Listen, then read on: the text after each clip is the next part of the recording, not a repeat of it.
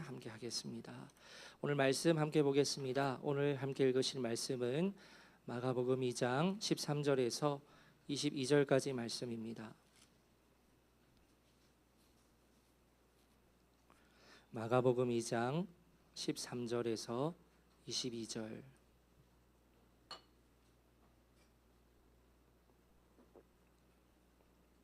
우리 교독하겠습니다. 예수께서 다시 바닷가에 나가심에 큰 무리가 나왔거늘 예수께서 그들을 가르치시니라.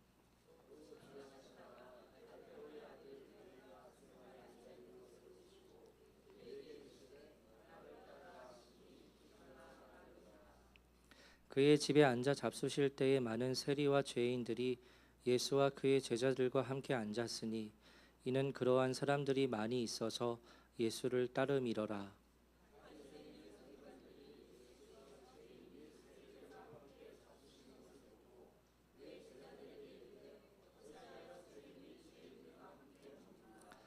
예수께서 들으시고 그들에게 이르시되 건강한 자에게는 의사가 쓸데없고 병든 자에게라야 쓸데있느니라. 나는 의인을 부르러 온 것이 아니요 죄인을 부르러 왔노라 하시니라.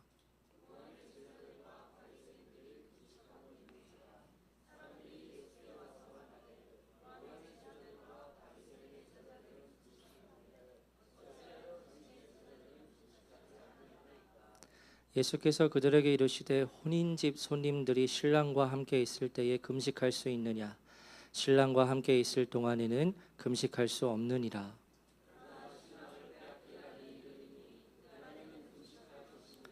생배 조각을 낡은 옷에 붙이는 자가 없나니 만일 그렇게 하면 기운 새 것이 낡은 그것을 당기어 헤어짐이 더하게 되느니라. 새 포도주를 낡은 가죽 부대에 넣는 자가 없나니 만일 그렇게 하면 새 포도주가 부대를 터뜨려 포도주와 부대를 버리게 되리라. 오직 새 포도주는 새 부대에 넣느니라 하시니라. 아멘. 네, 오늘 마가복음 강의 6번째로 하나님 나라의 새로운 기준, 은혜라는 제목으로 말씀을 나누겠습니다. 지난주는 이제 어린이 주일이어서 이제 아이들을 중심으로 말씀을 전했었는데요. 그런데 그에 대해 이제 피드백을 이제 여러 개서 해주셨는데 그 피드백을 들으면서 주일 설교할 때 제가 더 말씀을 쉽게 전해야겠다 하는 생각을 했습니다. 말씀드렸듯이 제가 아이들이나 청년들을 대할 때 저의 본 모습이 더 잘 나오는 것 같은데요. 오늘 최대한 말씀을 쉽게 나누고 싶은 강렬한 열망을 가지고 말씀을 나누려 합니다. 오늘 본문의 말씀은 지난주 본문의 말씀을 포함하는 말씀이에요. 이제까지 예수님께서 행하셨던 일이 있었기 때문에 그에 대해 많은 사람들이 놀라고 반응을 하기 시작했고 예수님의 소문이 진짜 점점 더 전역에 퍼져가는 겁니다. 그래서 13절 오늘 본문의 말씀을 보면 예수님께서 바닷가에 나가시자 수많은 무리들이 예수님을 찾아오지요. 그래서 찾아온 그 무리들에게 예수님께서 말씀을 가르치셨다고 기록하고 있습니다. 그리고 나서 14절 말씀에 세리였던 알페오의 아들 레위를 부르십니다. 긴 설명이 없이 나를 따르라 하고 말씀을 하시자 레위가 따라 나서지요. 지난주에 나누었지만 여러분, 세리는 죄인이라 손가락질을 받는 사람이고 민족의 배신자, 나쁜 놈 취급을 받는 죄인입니다. 그런데 그런 세리에게 예수님께서 나를 따르라 하셨을 때 놀랍게도 이 레위가 두말 할 것 없이 그 세관에 있는 모든 돈과 그러한 모든 것들을 뒤로 하고 예수님을 따랐던 것은 왜였을까? 그에게 갈망이 있었기 때문입니다. 어떠한 갈망일까요? 돈을 위해서 삶을 살아온 이 삶이 이제는 의미가 없고 참된 가치를 위해서 살아가고 싶은 그러한 마음이 갈망이 자신에게 있었는데 그런데 나 같은 죄인을 예수님께서 불러주시니 너무나 감격하여 두말 할 것 없이 모든 것을 버리고 예수님을 따라 나서는 거죠. 그리고 그 다음 장면을 보면 이제 레위가 자신의 집에 예수님을 모셔서 이제 마지막이겠죠. 레위에게도 식사를 하게 되는데 그때 그 소문을 듣고 세리들과 죄인들이 함께 그 레위의 집에 찾아와서 예수님과 식사하기를 갈망합니다. 원하는 거죠. 지난주에 제가 세리들은 아시고요, 여기 나오는 죄인들을 이제 아이들이 쉽게 이해하기 위해서 경찰서에 갈 만한 죄를 지은 사람이다 라고 그렇게 설명을 했었는데요, 엄밀히 말하면 본문의 죄인들은 그런 종류의 사람들은 아니라 할 수 있습니다. 그럼 이 사람들은 어떠한 사람들일까요? 여기서 말하는 죄인들은 정결법을 지키지 않은 사람들을 의미해요. 그러니까 여러분, 하나님께서 이스라엘 민족에게 율법을 주시죠. 그리고 율법에 몇 개의 계명이 있다고 흔히들 말합니까? 613개의 계명이 있다고 말하지요. 그런데 예수님 당시에 이 율법의 계명 외에 경건한 사람들, 바리새인들, 서기관들이 이 613개의 계명 외에 장로들의 전통이라고 해서 더 많은 수많은 계명들을 만들어냅니다. 그래서 이 같은 모든 계명들을 다 지켜야 정결한 사람이라고 부를 수 있다라고 그들끼리 룰을 정했어요. 그런데 이 장로들의 계명을 지키지 않는 사람들, 여기까지 이 계명들을 지킬 수 없는 여력이 없는 사람들을 향하여서 저들은 부정하다, 저들은 죄인들이다 라고 그렇게 규정을 했던 거죠. 좀 다른 말인데요, 오늘날 그 여유 있는 사람들이 여러 면에서 경제적으로든 시간적으로든 여유 있는 사람들이 신앙생활을 하는 것을 가리켜서 중산층들의 놀이터다라는 그러한 말이 있습니다. 무슨 말이냐 하면요, 먹고 살만한 사람들이 모여서 시간이 남으니까 종교생활을 한다는 거죠. 그런데 정말 삶이 힘들고 어려운 사람들은 종교생활을 할 여력이 없다는 겁니다. 그런데 이와 같은 말이 다 맞는 것은 아니지요. 우리가 함께 찬양을 고백했지만 세월이 지나갈수록 어려울수록 오직 예수님만을 더욱더 붙드는 믿음의 사람들이 있습니다. 그렇게 하나님을 의지하는 것이 맞지요. 그러나 어느 정도 여유가 되는 사람들이 신앙생활을 모여서 한다는 이와 같은 말은 교회의 현실을 어느 정도 반영한 말이기도 해요. 마치 그런 것처럼요, 이 마가복음의 배경이 되는 그 시대 가운데에서도 내 삶에 여유가 있으면 내게 주어진 여러 계명들과 그리고 장로들이 만든 그 전통들을 지킬 수 있는 여력이 있는 겁니다. 그러나 반면 삶이 정말 어려운 사람들이 있었어요. 그 사람들은 구약에서부터 내려온 율법들을 힘써 지켰을 겁니다. 그런데 이 장로들의 전통까지 모두 다 지킬 여력이 없는 그런 아주 소외된, 그리고 바쁘고 또 가난한 그러한 사람들이 있었어요. 예를 들어서 가족의 생계를 위해서 장로들의 전통을 어기면서까지 일을 해야 하는 사람들이 있을 수 있죠. 또 개인적인 상황 때문에 그 경건하다는 바리새인들처럼 경건 생활을 하지 못하는 사람들이 있는 겁니다. 그런데 그러한 사람들을 향해서 죄인들이라고 규정을 하는 거죠. 그래서 예수님과 함께 식사를 했던 그 세리들과 죄인들 중에 이 죄인들은 흉악한 범죄를 저지른 사람들이라기보다는 이와 같은 의미에서의 정결법을 지키지 못했던 사람들이라 할 수 있습니다. 그래서 그런 죄인들을 향하여서 이 경건한 사람들은 규정을 하는 거예요. 죄인들이다.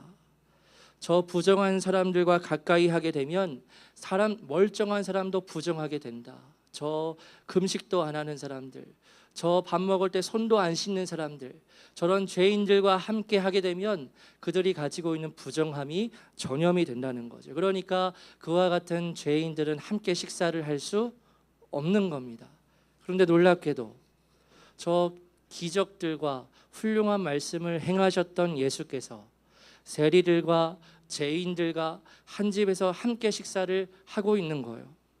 이것은 경건한 사람들의 입장에서는 이해할 수도 없고 또한 용납할 수도 없는 일인 겁니다.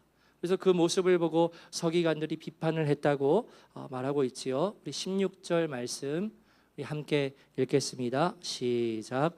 바리새인의 서기관들이 예수께서 죄인 및 세리들과 함께 잡수시는 것을 보고 그의 제자들에게 이르되 어찌하여 세리 및 죄인들과 함께 먹는가. 아멘.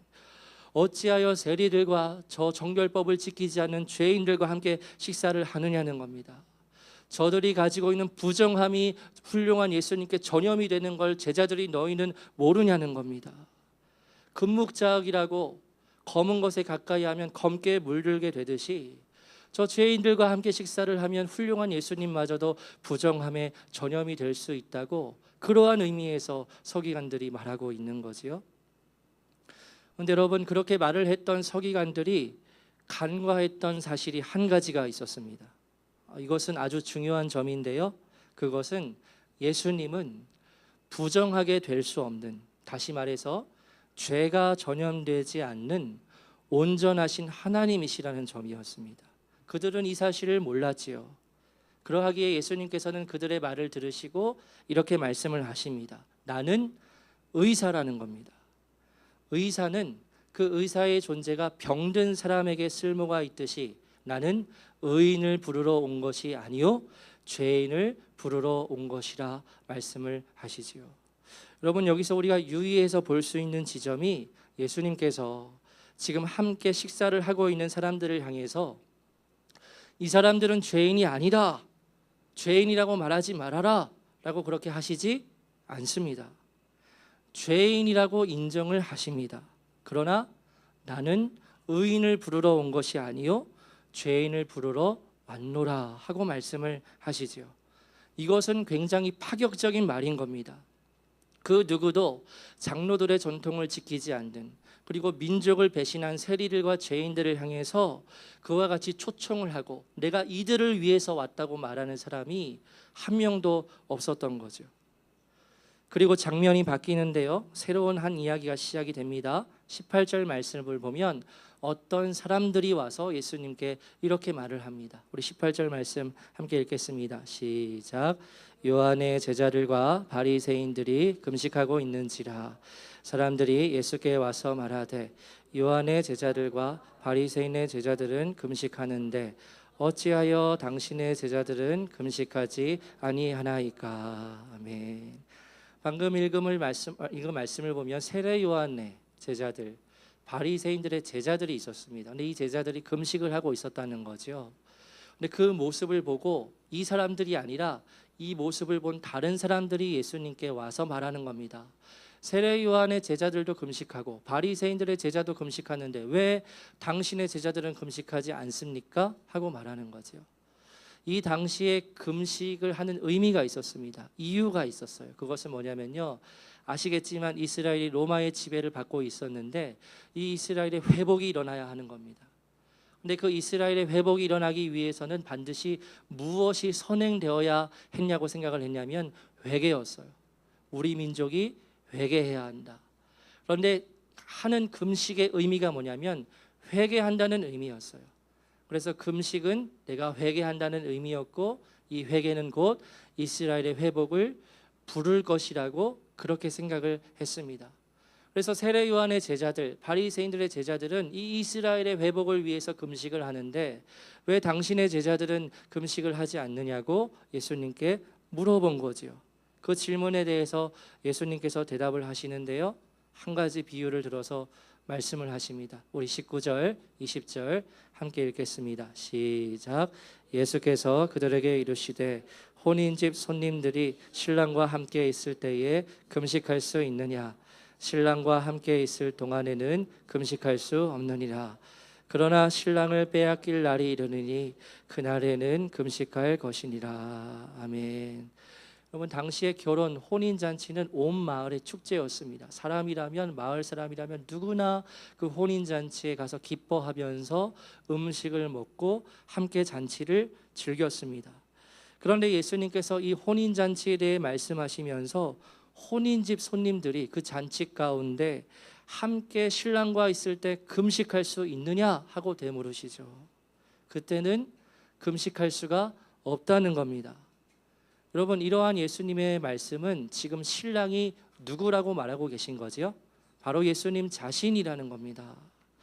예수님께서 이 땅에 오심으로 인해서, 그때 듣는 사람들은 몰랐을 겁니다. 그러나 예수님 말씀은 예수님께서 이 땅에 오심으로 혼인잔치가 시작되었다는 것인데 이 혼인잔치는 결국 무엇입니까? 하나님의 나라이지요. 예수님께서 신랑으로 이 땅에 오셔서 지금 하나님의 나라가 시작이 되었다는 겁니다. 구원의 역사가 시작이 되었다는 거예요. 그래서 지금 사람들이 신랑과 함께 있는 이때에는 금식은 불필요하다라고 말씀을 하시면서 이어지는 20절 말씀을 보면, 그러나 신랑을 빼앗길 날이 이르게 되는데 그날에는 내 제자들이 금식하게 될 것이다 라고 말씀을 하세요. 이 말씀을 듣는 그 사람들은 몰랐겠지만 지금 예수님은 십자가에 달려 돌아가실 때를 미리 말씀을 하시는 거죠. 그래서 그때가 되면 누가 뭐라 하지 않아도 나의 제자들은 금식을 하게 될 것이라 말씀하시면서 정말로 말씀하고 싶은 그 강조점은 무엇이죠? 지금은 금식할 때가 아니라는 겁니다. 그러면서 또 비유를 들어 말씀하시는데요. 21절, 22절 5조각 포도주에 대한 비유 말씀을 함께 읽겠습니다. 시작. 생배 조각을 낡은 옷에 붙이는 자가 없나니 만일 그렇게 하면 기운 새 것이 낡은 그것을 당기어 헤어짐이 더하게 되느니라. 새 포도주를 낡은 가죽 부대에 넣는 자가 없나니 만일 그렇게 하면 새 포도주가 부대를 터뜨려 포도주와 부대를 버리게 되리라. 오직 새 포도주는 새 부대에 넣느니라 하시니라. 아멘. 두 가지 비유이지요. 새 옷 조각을 낡은 옷에 붙이지 않는다는 겁니다. 당시에 사람들이 입는 옷은요, 우리처럼 통짜로 이루어진 것이 아니라 조각들을 붙여서 옷을 만들었습니다.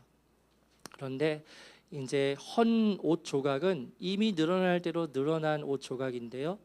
근데 옷에 땜빵이 나서 새 옷 조각을 여기에다 붙이는 겁니다. 근데 이 새 옷 조각이 가지고 있는 특징이 있는데, 물이 묻거나 어쨌든 시간이 지나면 점점 수축하는 그러한 성질을 가지고 있다는 겁니다. 그래서 이미 헤어질 대로 헤어진 옷에 이 새 옷 조각이 붙여졌을 때 이것이 점점 수축하게 되면 어떻게 되죠? 다른 조각들을 잡아당겨서 결국에는 옷이 헤어지게 된다는 겁니다. 옷이 찢어지게 될 수도 있다는 거죠. 그리고 포도주에 대한 이야기를 하시는데, 새 포도주를 낡은 가죽 부대에 넣는 사람이 없다. 낡은 가죽은 아까와 같이 이미 팽창할 대로 팽창한 부대입니다. 늘어날 대로 늘어났어요. 그런데 거기에 새 포도주를 넣습니다. 새 포도주가 그 가죽 부대 안에서 발효를 하고 팽창하죠. 그러면 어떻게 된다는 겁니까? 그 낡은 부대가 터지게 된다는 거예요. 그래서 예수님께서 말씀하시길 오직 새 포도주는 새 부대에 넣느니라. 여러분, 오늘 본문의 말씀을 차례로 나누었는데요. 지금 예수님께서는 무엇에 대해 말씀하고 계시는 것일까요? 아까 세리였던 레위를 부르시고 그 레위의 집에서 세리들, 죄인들과 함께 식사하시면서 나는 의인을 부르러 온 것이 아니요 죄인을 부르러 왔노라 말씀하신 것은 무엇과 관련이 있는 것일까요? 하나님의 나라입니다. 새로운 하나님의 나라입니다. 그리고 그 나라에는 어떻게 들어갈 수 있는가? 오직 하나님의 은혜를 통해 가능하다고 말씀을 하십니다. 하나님의 은혜는 의인들에게만 열리는 나라가 아니라 오히려 죄인들을 향하여 죄인들을 부르고 초청하는 나라라는 거죠. 그리고 또한 혼인잔치의 비유를 통해서 그 하나님의 나라는 함께 기뻐하는 나라입니다. 내가 금식하면서 내가 경건한 행위를 하면서 그 나라에 들어갈 수 있는 자격을 얻는 것이 아니라 오직 하나님의 은혜로 들어가는 나라이기 때문에 그 나라를 누리게 되면 함께 기뻐하면서 잔치를 벌이게 되는 그러한 나라가 하나님의 나라라는 거죠. 또한 포도주와 가죽의 비유를 말씀하시면서 마지막에 오직 새 포도주는 새 부대에 넣느니라.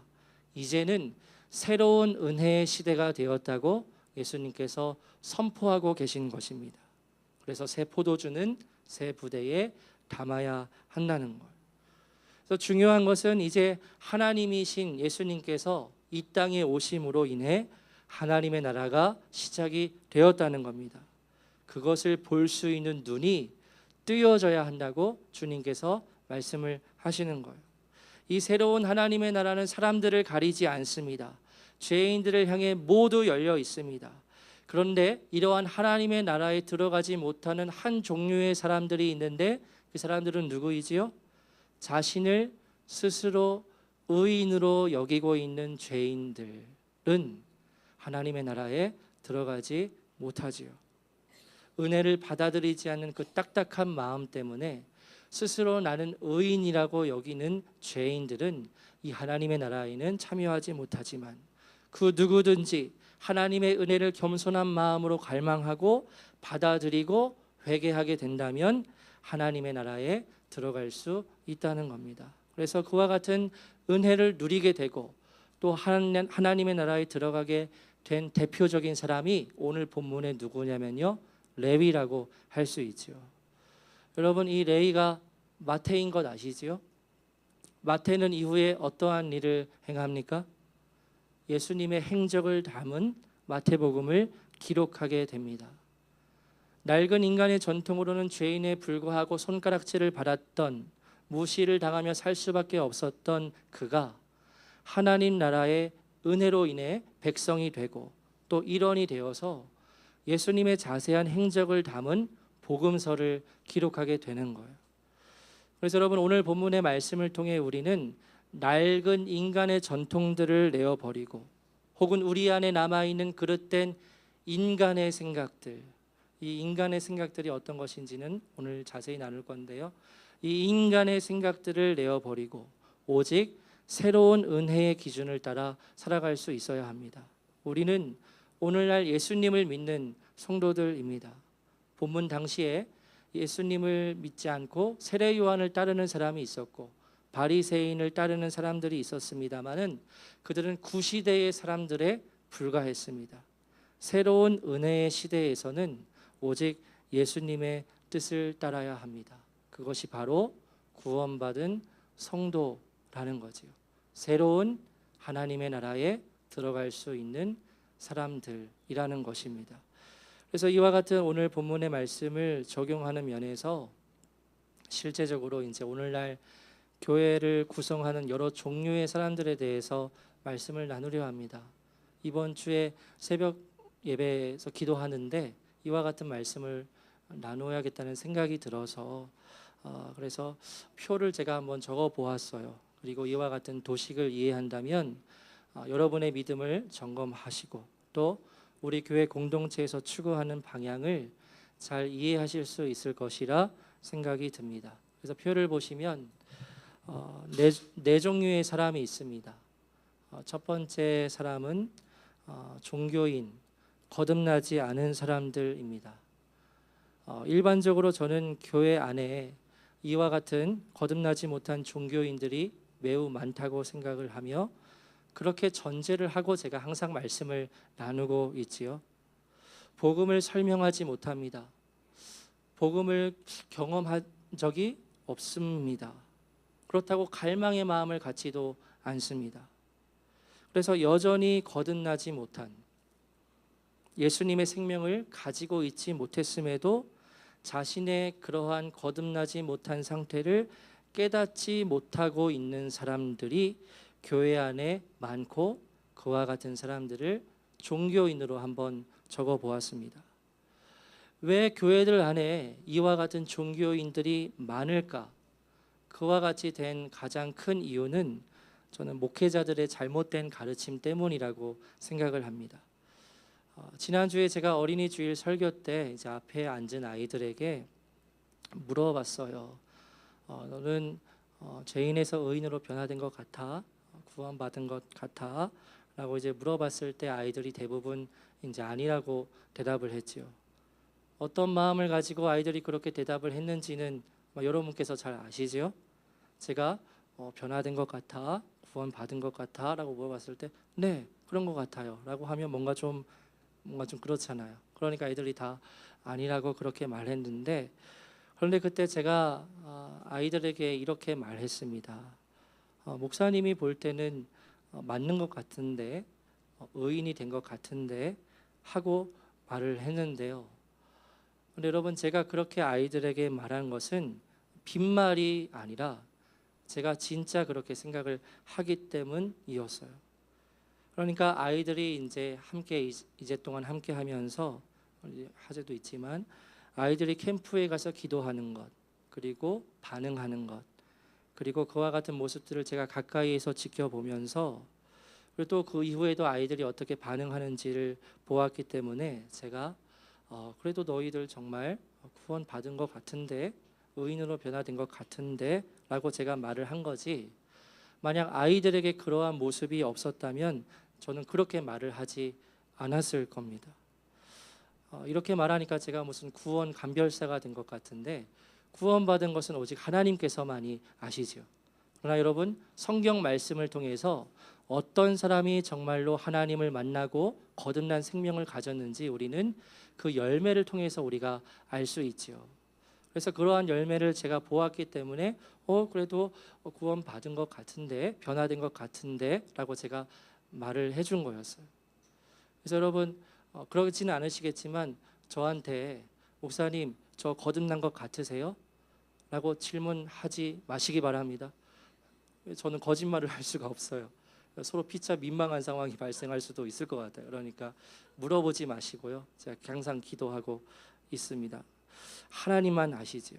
제가 말씀드릴 수 있는 초점은요, 많은 목회자들이 성경적이지 않은 이유로 너무나 쉽게 구원을 선포한다는 것입니다. 제가 고등학교 때 어느 날은 전도 세미나에 참여한 적이 있었습니다. 인천의 한 대형 교회에서 그 전도 세미나가 열렸고요. 그리고 그 교회를 담임하시는 분은 전국적으로 누구나 이름을 알만한 그러한 분이셨어요. 그 목사님께서 오픈 강의를 맡으셨는데, 그 오픈 강의를 하시면서 이와 같은 말씀을 하셨습니다. 예를 들어보자는 거예요. 어떤 한 성도가 신앙생활을 하다가 시험에 들어서 교회를 아예 떠나게 되었다는 거죠. 그래서 그 이후에 교회에 다니지도 않고 나가지도 않고 예배를 드리지도 않고 오랫동안 그렇게 교회와 하나님을 떠나 있다가 오랜 시간이 지나서 만약에 이 성도님이 그럼에도 내가 지금 믿음을 가지고 있을까? 내가 지금 하나님을 찾으면 하나님께서 나를 만나 주실까? 하는 생각을 만약에 한다면, 이러한 생각을 만약 한다면 그분은 이미 구원받은 하나님의 자녀가 확실하다는 겁니다. 그와 같은 생각을 할 수 있다면 구원의 확신을 가져도 된다는 겁니다. 이와 같은 내용을 전도 세미나 오픈 강의에서 이렇게 말씀을 하시는데, 제가 고등학생이잖아요. 그래서 제가 그렇게 말씀하시는 말씀을 듣고 어떻게 반응을 했냐면 크게 안심을 했습니다. 안심이 들었어요. 왜냐하면 저와 같은 모습을 가지는 사람도 정말 하나님의 자녀가 저가 아니라 그와 같은 모습을 가지고 있는 사람도 정말 하나님의 자녀가 맞고, 교회를 떠나고 하나님을 떠났어도 내가 정말 하나님을 믿는 믿음을 가지고 있을까? 그 생각을 했다는 이유만으로도 구원의 확신을 가져도 된다면, 지금 저의 이 부족한 모습을 보게 될 때 저도 구원의 확신을 가져도 될 것 같은 거예요. 그래서 그러한 같은 이야기, 강의의 내용을 들으면서 너무 안심이 되는 겁니다. 그래도 나 구원 받았겠구나. 저런 사람도 구원의 확신을 가져도 된다는데 나 구원 받았겠구나 라고 생각을 했어요. 그런데 여러분, 정말 그럴까요? 아니지요. 포로셔 목사님의 설교 중에 이런 설교가 있었습니다. 서양에서는 장례식을 열게 되면, 이제 아시죠? 아마 영화나 드라마에서, 미국 드라마에서 보셨을 겁니다. 공동묘지가 있어요. 비석들이 있는 공동묘지에 이제 안장을 시키지요. 장례식장이 열리게 되면 이제 교회 목사님이 오셔서 장례 예배를 인도하시고, 이제 그 고인을 기억했던 이웃들, 사람들이 와서 함께 장례식에 참여하는 겁니다. 근데 그때 고인이 어떤 사람이었냐면 평생 마약을 하고 죄악에 빠져 살던 한 사람이 이제 죽게 된 거예요. 그래서 그 사람의 장례식을 치르게 되었는데, 그때 장례 예배를 인도하던 목사님이 이와 같이 설교를 했다는 겁니다. 저는 이분이 하나님의 품 안에 지금 안겨 계심을 확신합니다. 왜냐하면 이분이 9살 때 교회에 나와서 예수님을 영접하는 것을 제가 눈으로 똑똑히 보았기 때문입니다. 라는 이야기를 전하면서 이 포로셔 목사님이 거의 절규를 하는 겁니다. 그와 같은 설교 때문에 그 장례식에 왔던 수많은 마약 중독자들과 죄인들이 양심의 마취제를 받고 돌아갔다는 거예요.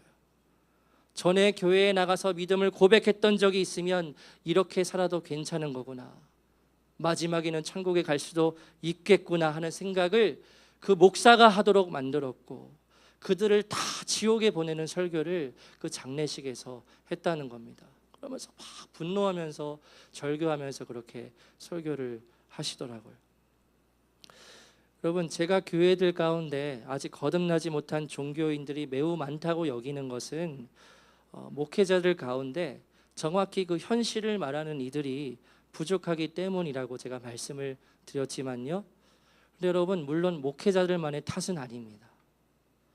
얼마든지 내가, 성도가 성경을 읽고 이 성경 말씀에 자기 자신을 대입하면 내가 거듭나지 않았다는 것을 알 수가 있어요.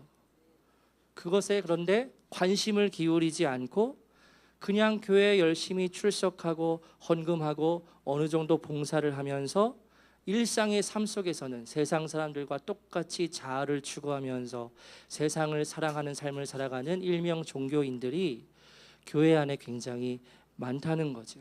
그게 이제 첫 번째 종교인들에 해당한다는 거예요. 그런데 그들 중에서 두 번째 단계에 이르는 사람들이 있습니다. 자신이 죄인인 것을 깨닫게 되어서 구원받기 소망하고 갈망하는 마음을 가지는 겁니다. 아직은 거듭나지 않았어요. 아직은 구원받지는 않았어요. 그러나 그렇게 되기를 갈망하는 마음을 가지는 두 번째에 해당하는 사람들이 있다는 거고요. 세 번째로, 이 세 번째 단계에 이른 사람은 구원을 받은 의인이 된 사람들입니다. 그래서 두 번째 단계와 세 번째 단계 사이에 크게 막대로 표시했는데요. 이것이 이제 구원, 거듭남이라는 거죠. 그래서 이 세 번째 단계에 이르게 된 분들은 오늘의 말씀대로 그 은혜를 받아들이게 되어서 죄인에서 의인으로 변화된 사람들입니다. 죄인을 초청하시고 부르시는 그 예수님의 은혜에 응답하여 나아가게 된 사람들이죠. 그래서 여러분, 이 두 번째와 세 번째 단계에 해당하는 사람들의 공통점이 있습니다. 제가 맨 밑에 적었지요. 두 번째 단계와 세 번째 단계에 해당하는 사람들이 가지는 공통점이 있어요. 그것은 갈망의 마음이 있다는 것이고 두렵고 떨리는 마음을 또한 지니고 있으며 그리고 겸손의 마음을 가지고 있다는 것입니다. 그리고 네 번째 단계가 있어요. 네 번째 단계는 교만한 성도라고 이름을 지었는데요. 구원을 받았습니다만 갈망하는 마음과 두렵고 떨리는 마음을 놓치게 되어서 마음이 교만해지는 사람들을 의미합니다.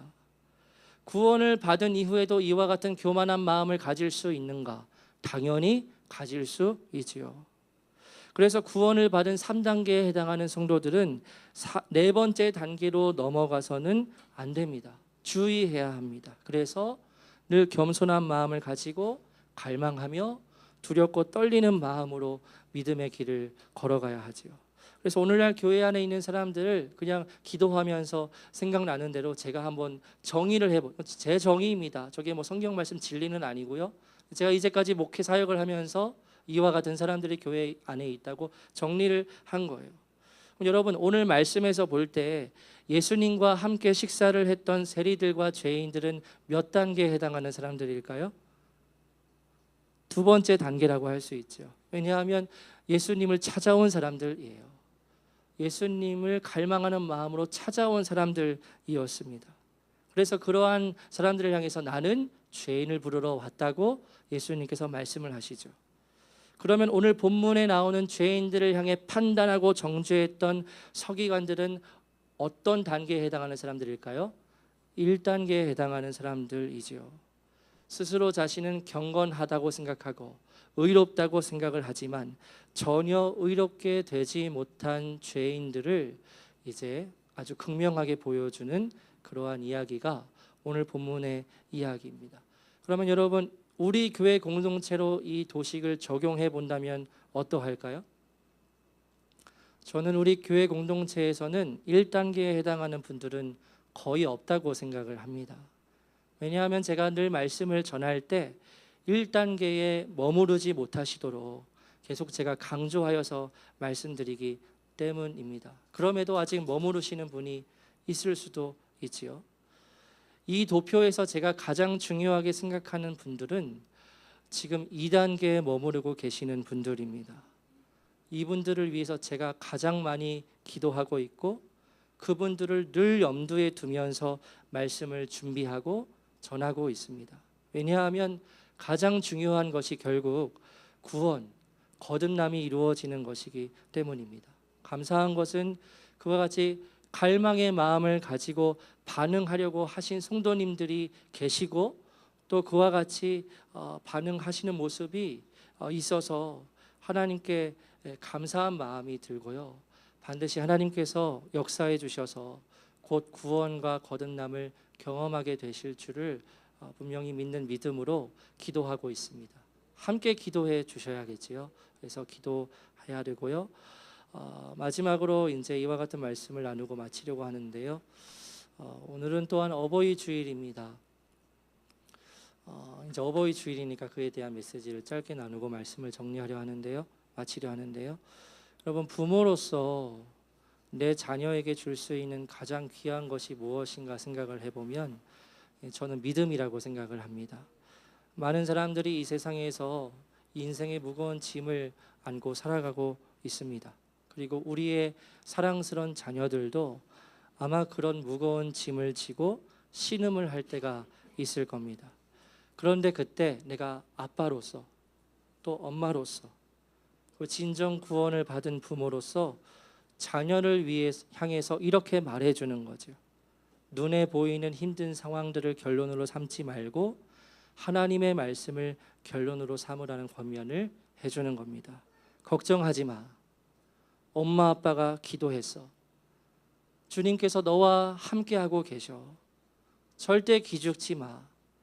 예수님께서 인도해 주실 거야.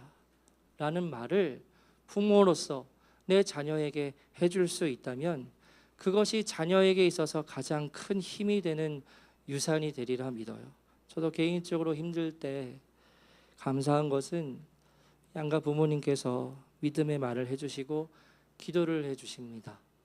기도를 이제 받으면 눈물이 나지 않을 수가 없어요.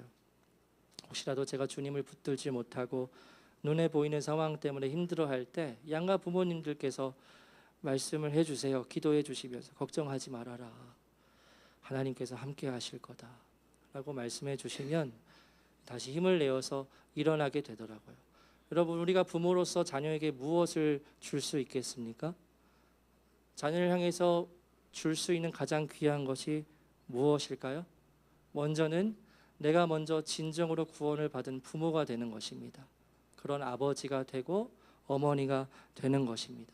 그리고 나의 믿음을 내 자녀에게 물려주는 그 믿음의 유산이 우리의 자녀들에게 가장 귀한 것이 아닌가 하는 생각을 하고요.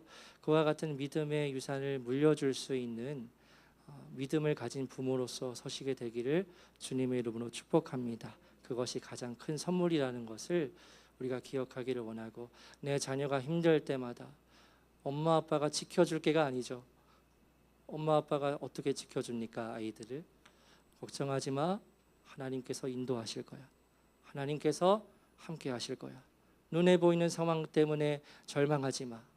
눈에 보이지 않는 영원한 것을 믿음으로 붙들고 살아계신 하나님을 우리 함께 바라보자 라고 하면 우리의 자녀들이 그 믿음으로 반응하게 될 때 세상을 이길 수 있는 믿음을 가진 자녀로 서게 되는 거죠. 그와 같은 믿음의 역사가 우리 교회 모든 가정 가운데 이루어지게 되기를 주님의 이름으로 축복합니다. 우리 함께 찬양하고 기도하는 시간 갖겠습니다.